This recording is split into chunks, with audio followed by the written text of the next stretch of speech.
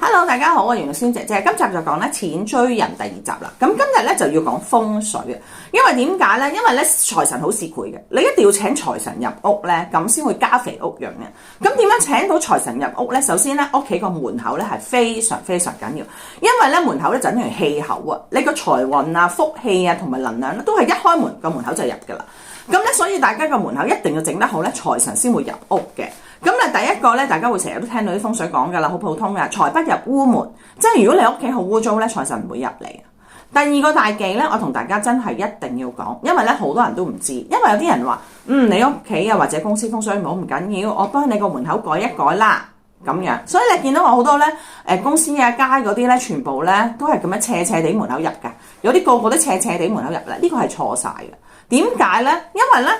你公司個口咧就等於你個人嘅口，你幾時見到你個口歪㗎？如果一歪嗰個一定係中風㗎啦。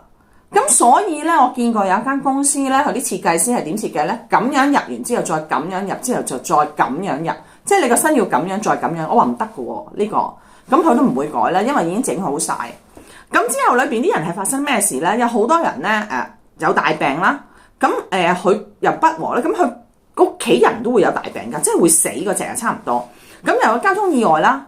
咁之後好彩咧，佢哋公司啲人咧有人生仔啊，咁變咗咧一起擋三災啊，咁佢哋又搬咗啦，咁呢個係 OK 噶啦。咁所以咧，大家一定要知道，你公司同埋屋企嘅門口係唔可以斜入噶，大家一定要知呢樣嘢咧係坊間啲人係錯晒。好啦，咁第二個咧就係咧一定唔可以有鏡，咁鏡係點解咧？大家會見到藝術高明，即係嗰啲咁嘅鏡對住個門口。如果個鏡對住個門口咧，你啲能量如果一財一入咧，因為鏡有折射嘅，佢會折翻射出去嘅，咁所以就唔得。咁然後之後咧，仲有一樣嘢咧，大家會知道咧，有時啲屋咧，你入到去，譬如你啲 house 嗰啲我見過啊，咁佢哋因為為着唔會即係水浸啊，佢哋中意咧一行出邊門口咧就開始斜落去噶啦。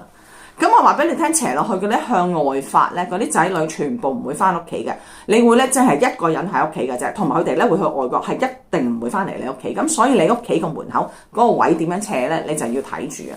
咁然後之後仲有一樣嘢咧，就唔可以種啲有刺激有刺嘅嘢咧，仙人掌喺門口唔得嘅，你入又冇人入嚟嘅，你急住咗，即係你入邊係沙漠啦，咁沙漠乜都冇噶嘛，咁冇人會入嚟嘅又係嚇。咁好啦，然後之後咧雜物嗰啲大家都會知啦，唔可以擺啲好臭嘅嘢啦，一嚟啊臭殺咧，財神亦都唔會入嚟。